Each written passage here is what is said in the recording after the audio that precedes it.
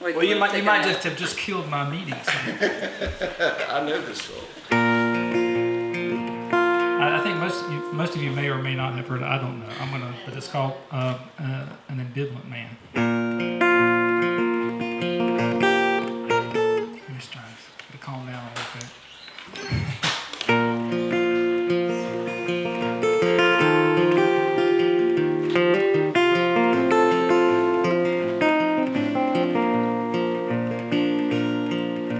She said, "Boy, don't you love me?" He said, "I don't know." She said, "Why do you stay then?" He said, "I don't want to go." She stared at him across the table over their coffee, toast, and jam. It's hard to know sometimes what to say to an ambivalent man.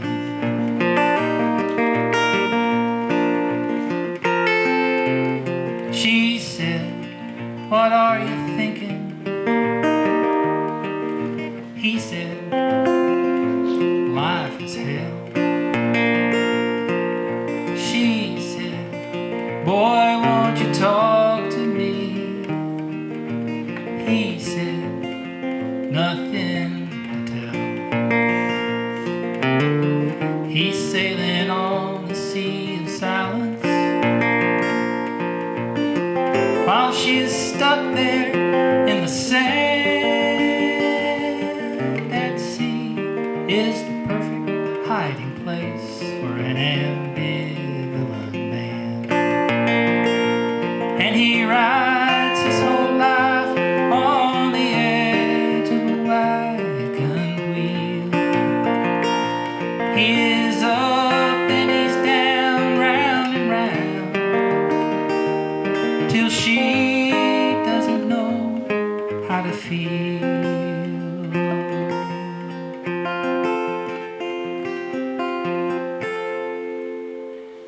He said, "I'm off to work then." She said, "Have a good day." He said, "See you later." She said, "Well, okay." He leaves and she cleans up the dishes. Besides, she'll stay long as she can until she's sure her love is lost on an ambivalent man. And oh, it's hard to be in love with an ambivalent man.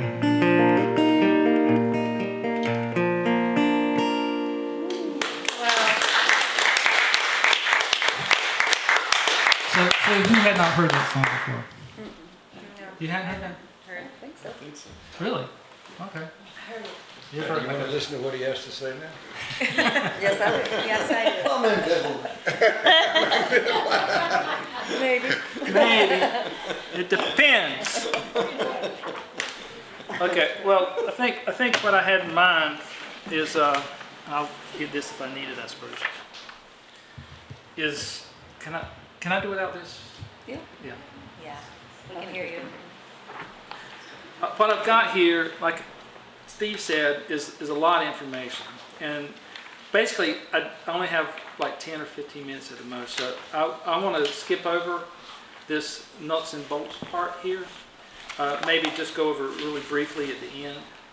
But it shows the nuts and bolts, and then let's see, the bolts being like the steps or the feet of verse, the meter of verse. There's some examples what rhyme schemes are and what common ones are, and then some song structures. And then I have just my own thoughts about writing a lyric, and then thoughts about on music and melody. It's all there for you to read and all that stuff. I wanted to focus on just the art for songwriting. And if you start on like the third page, here, everything that I have is sort of based on this book by Joseph Campbell. If you've ever heard of Joseph Campbell, read Joseph Campbell, he's the Bliss. Follow your bliss. Follow Your Bliss guy. That's right. He's a comparative mythologist, and I've read just about everything he's written, and I love him. And he's got this wonderful book. He believes artists are the most proper prophets, or if you will, of culture, because they reflect what's going on in the culture in a way that established traditions that have been around a while can't do. And so what we do as songwriters, in a sense, is the songs we write, the creative things that we create, are a type of mythology, if you will. If you're telling a story, you're trying to get at something that is universal with people, and something that they recognize, and something that gives them a lift, enchants their hearts. It helps heal them, helps them open their eyes and see things or remember things that they would not otherwise. So what we do here is a very noble thing, I would say. So this first page, The Way of Art, kind of just goes through that sort of thought about the artist versus the mystic, say. So the mystic being the person who confronts, well, the premise of this is that reality, what we deal with, what inspires our songs, where they come from, is the same for us as a creative artist as it is for a mystic or anybody else who pursues these things.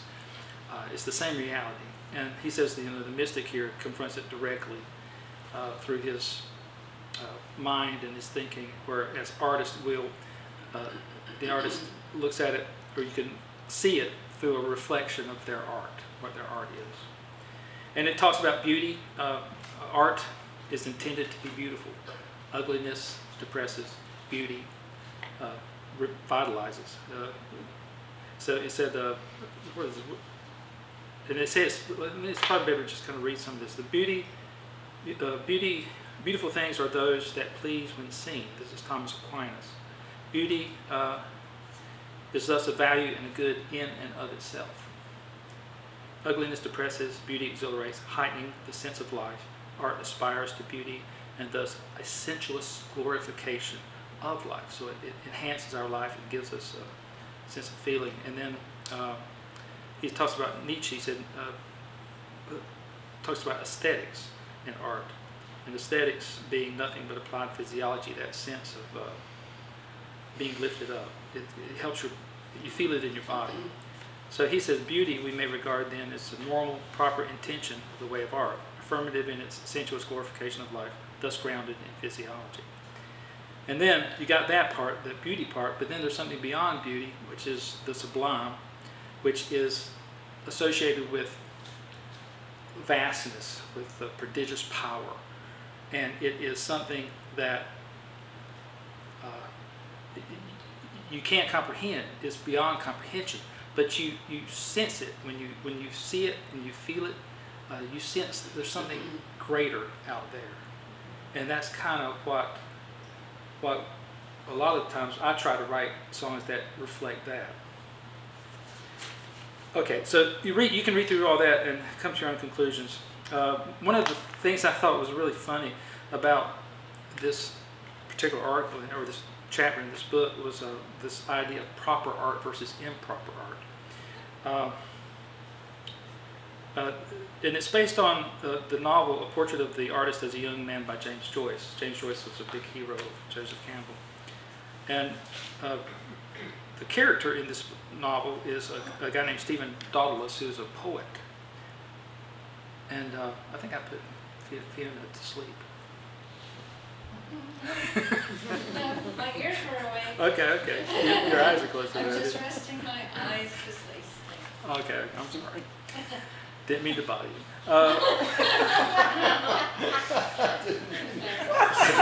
She's pondering the sublime. She's probably that's what it is.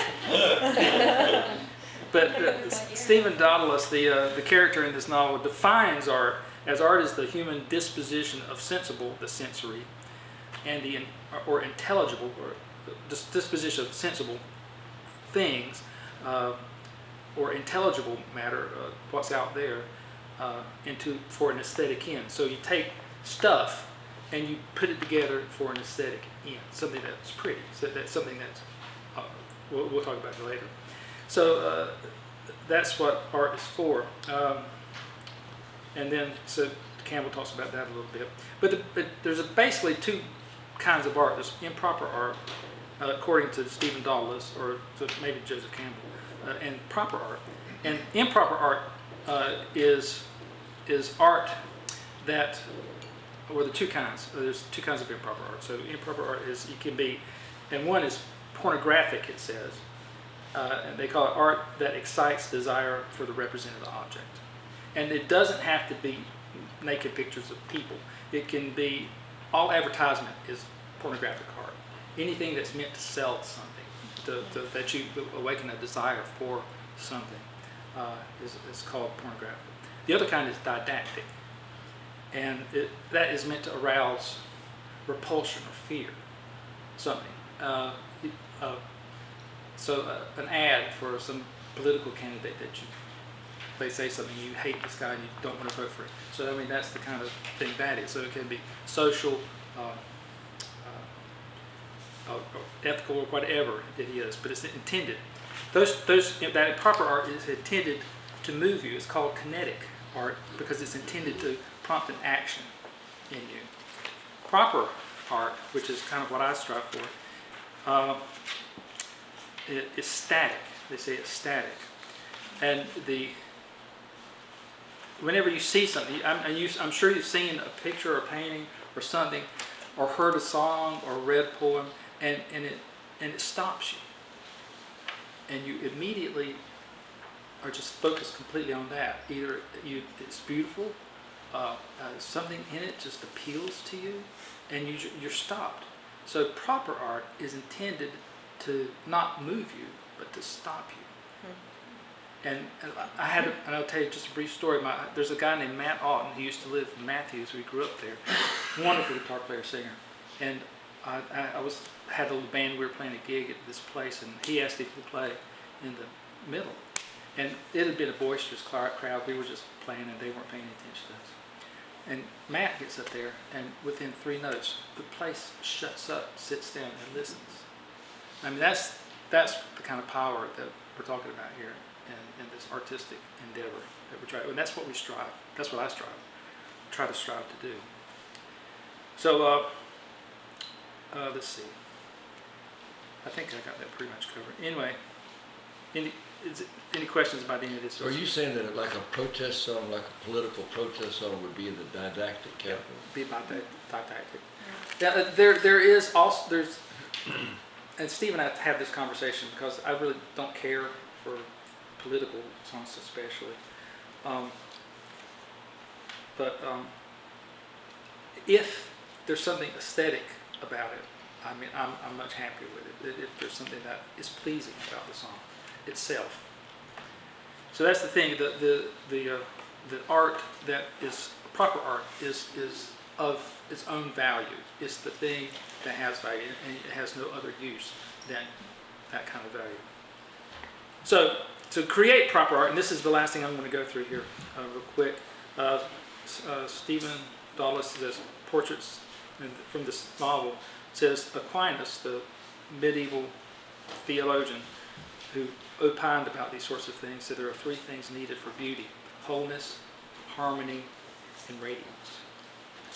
So just the basic idea of this is whenever you write a song, what you're doing, and this speaks to form, Lisa. So what you're doing is you're taking whatever it is you're talking about, or taking these things. If you're writing a song, it's going to be musical notes, it's going to be words, it's going to be rhythms, whatever melodies, whatever the things that go into writing a song. You're collecting. These things already exist. You're just pulling them together. You're not creating them. They're there already. You just have to arrange them as a creative artist. And what you're doing is you're putting it in a song. And the song itself, when you throw everything that's going to go into that song, it's the thing. It's a whole thing in and of itself right there. It's embodied. I like the way he says it here. Its function is wholeness. Its function is to create an enclosed hermetic field of self-defined and self-defining impractical relationships when they regard any collection of objects whatsoever, clutter of things on a table, and in the imagination put a frame around them. So in the way Stephen Dalla says, you see it as a whole thing. You apprehend its wholeness. So that's the first thing. So whatever's there is a whole thing. The harmony part is the relationship of those things to the whole, all the little pieces relating to each other, part to part to whole, whole to part. So everything that is in there is arranged in a way that is harmonious. And what he talks about here is, let's see, once the parts are framed, what is important and all that is now important is the relationship of part to part, of each part to the whole, and of the whole to each of its parts. This is the aesthetic instrument. The rhythm of it, whatever it is, and the harmony of it. You pass from point to point, led by its formal lines. You apprehend its balance, part against part, within the limits. And you feel its rhythm and its structure. And if you have those things, it's immensely pleasing if you can put those things together in a way that does what it's supposed to do. And the last thing it does when it does what it's supposed to do is the radiance. It's sort of like, what's the point of the song, really?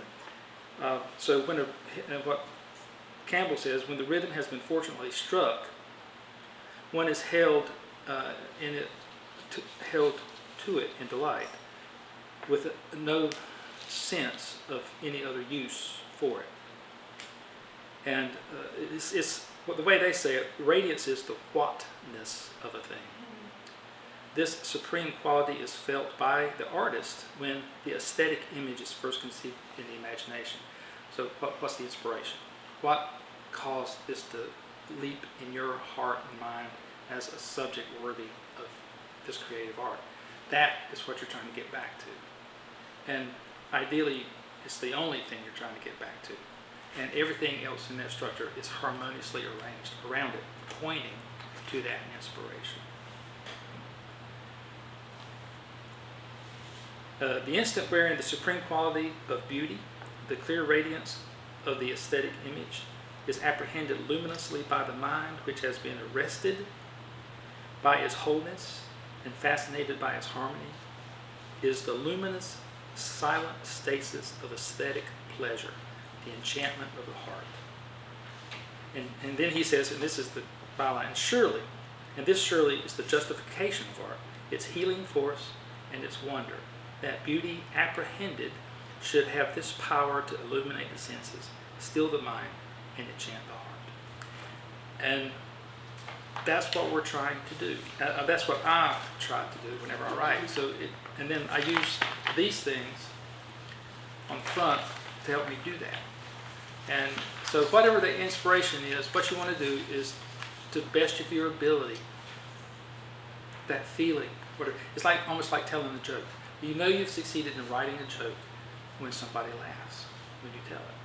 So if you can write a song that you intend to elicit some emotion, and you get a tear, you get a chuckle, you get, I don't know, somebody feeling uplifted and encouraged, you've succeeded in those things. So, and I think that's what. But I'm not to say there's anything wrong with protest songs. There's not anything wrong with advertisement songs. They're fine. And they're good, but to be a true creative artist, then I anyway try to write to that proper art, that art that is an aesthetic, causes that aesthetic arrest in people. But so that's my little presentation. It's been interesting and enlightening. Thank you. We'll talk about this other part later. Fascinating. That's fascinating. Yeah. I mean, are there any questions? I'm happy to answer any questions if you guys have any. So he's talking about everything. He's talking about music, portraits, All art. all of art. Yeah. Or, Yeah. yeah. Okay. You know, what I remember most about what you said is a song is supposed to not move you, but stop you. It's supposed to stop you. Yeah. Yeah, Almost like meditation. exactly. Exactly. You pass through a barrier. There's a crack. There's a crack in the edge of the universe. As you hear a bird singing in the evening, and you're transfixed by it, and it causes you to stop, and it's heavenly, and you don't necessarily know why. But it just lifts you up. You feel it. I had the same. It happened to me again when I was in high school. I think I had just moved back to my hometown, and I was married then, and had I was a young man. We had a thing at the church, and I was standing on the corner, and the sun was setting. It was a Christmas thing, and something about that sunset, and I just had this welling of joy that just lifted him up. I had no idea where it came from. I had no clue about it, but something about what I saw just did it for me. And so that's the kind of thing we try to do. We strive to do. So it takes a lot of work, I think. You have to kind of feel your way through these songs to say, okay, this is what I'm going for. How can I do this the best way? And then talking about the best way to do these things, we'll kind of go over in the next part. And that song that you just played, Yeah. I felt it in a way that I don't feel a lot of songs. Whatever you did, I told a story. yeah. And stories are good ways to do that. And a lot of the best songs that I've written are usually based on some sort of story. And if you can, and they don't have to be stories that are whole stories, because you can write about things that this little piece in the first verse, this little piece in the second verse, but it has to link up, and it has to point to what you're after in the song. Was it an octometer? You're talking about the meter? Well, okay, if you want to real briefly go look at this. So meter, what you have at the top here are feet, poetic feet, they call them. And it's the two beats, 2 syllables usually, or 2 or 3 syllables. And they have names. So dun dun, dun dun is an iamb. Trochee is a dun dun. So an iambic octameter would be 8 of those. So dun dun dun dun dun dun dun dun dun. And and then they got the pyrrhic and the sponding. The pyrrhic the note is very seldom by itself. It usually is paired up with either a trochee or an iamb or a sponding. Dactyls is bum bum bum bum bum bum bum bum.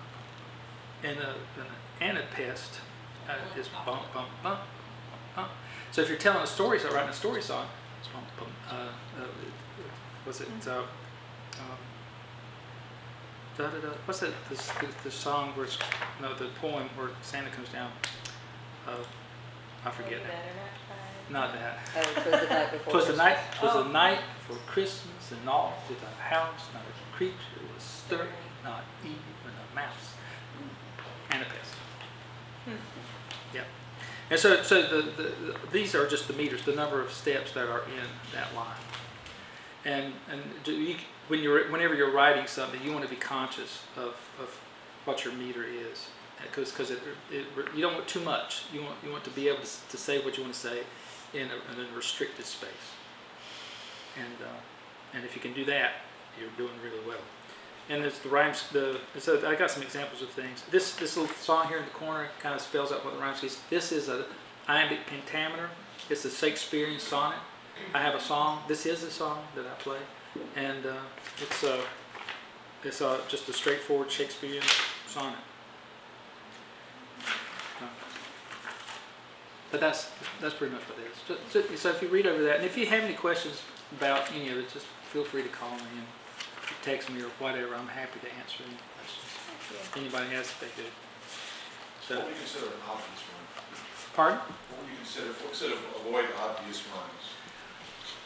The first one that comes to your mind, usually, and maybe the second one or the third one. For me, the thing, I went this way the other day. It depends on the situation. I mean, if what you're saying makes sense, what you want to do, if you can, is to write the song in a conversational way. And if you're writing it in a conversational way, you might because the obvious rhyme is something you write a line and then you write the first thing that comes to you and you write to the rhyme. I would write what you want to write and try to figure out what the rhyme should be. So that's what I would do. And then story first, and then yes, and then you might not have a rhyme straight away. So what you might have to do, what I do, I have a song going. I'll list it says Bane, Ain, Bane, Cain, Dane, Fane. I'll write through the alphabet, and then I'll go, okay, what could work here? And then I'll try to figure, okay, if I say this in this line, I can say this, and use this line by saying this. And usually you come up with something that's more original,